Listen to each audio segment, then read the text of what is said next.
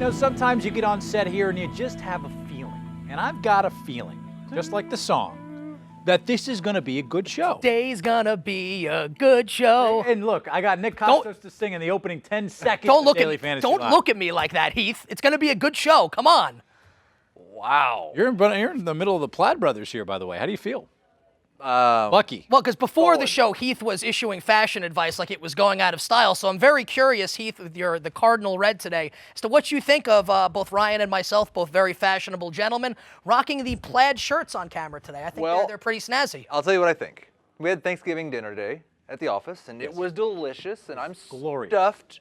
A lot of times, once I may have needed a nap. you have Thanksgiving leftovers, Yeah.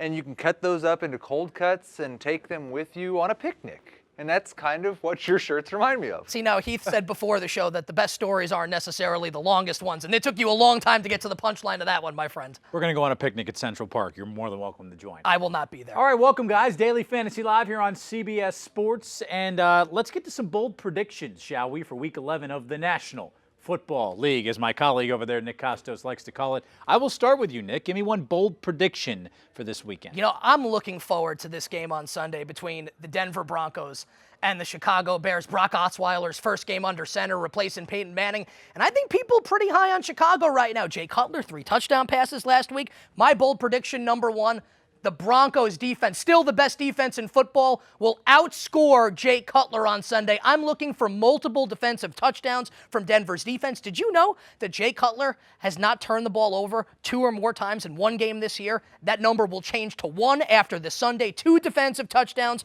for the Broncos defense. I like Denver to win big on the strength of that majorly awesome defense. Von Miller and company. You do also know that Jay Cutler has had 20 or more FanDuel points in 6 consecutive games, right? That streak, as all good things in life do, will come to an end this Sunday against Denver. Doesn't feel that bold to me. I thought it was pretty I feel bold. like the Broncos are averaging 13.2 FanDuel points per game. Jay Cutler's averaging 17, so it's 4 less. It's a bold prediction. So if the Broncos outperform by 3 points and Jay Cutler's 3 points below his number, it happens. If I were typing it out, I would have hit Control B for bold, and then I would have typed. Time for you to Control B him and out-bold him. I've got another defense. I'm going to say the Houston Texans, who have been the laughingstock of the NFL defensively, will be the number 1 scoring defense against Fitzmagic, everybody's sweetheart, in Week 11. J.J. Watt's got his groove back. The secondary's playing a little bit better. This team is actually tied for first place. They're extra motivated at home, going up against Ryan Fitzpatrick, who throws lots of interceptions.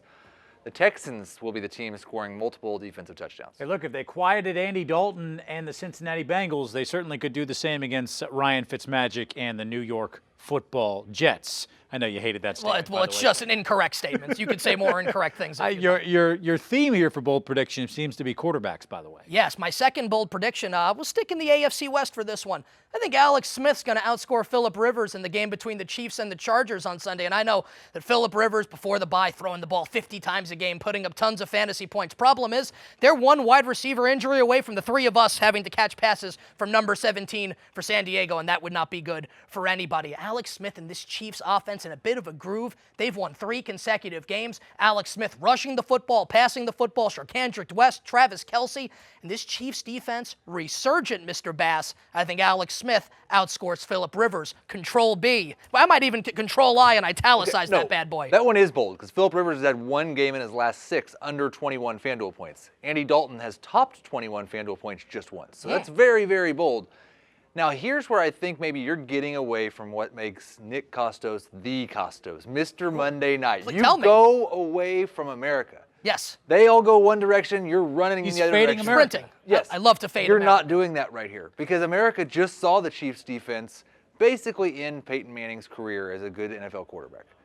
And I think they could argue he was probably over before that. But everybody else thinks, ooh, that Chiefs defense might actually be good. No, they're not. Peyton Manning is just awful. The Chiefs are still they're resurgent. Worst team in the NFL against wide receivers. So your bold prediction. Go to your next bold prediction here. Steve Johnson is going to hit 4 times value in this game.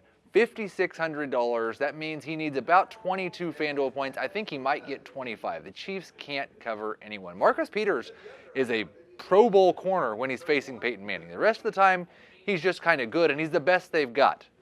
We'll have more on that Chiefs defense, by the way, and a little Tell Me I'm Wrong coming up later in the show.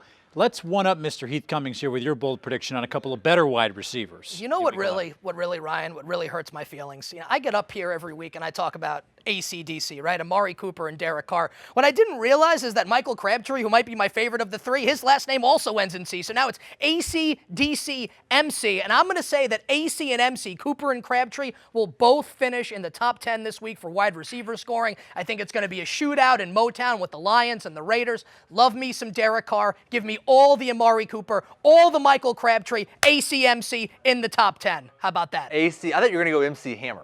I can't do that. Okay, This may not be music to your ears, the next one. AC/DC, that was good. AC/DC was fine. Wow, that was pretty. I didn't even catch it. Nice. Just a little bit overrated. I mean, they're not Motown. Let's get real. Oh, no. Okay? See, Matthew Stafford I'm more of a rock fan. and Calvin Johnson will outscore AC/DC and AC/MC and DC/MC. Whoever I feel like you you want to talk just did about. a mathematical equation. Stafford- equals MC squared. Calvin Johnson's still one of the most elite wide receivers of all time. No argument. Stafford still has the ability to be better than Derek Carr. No argument.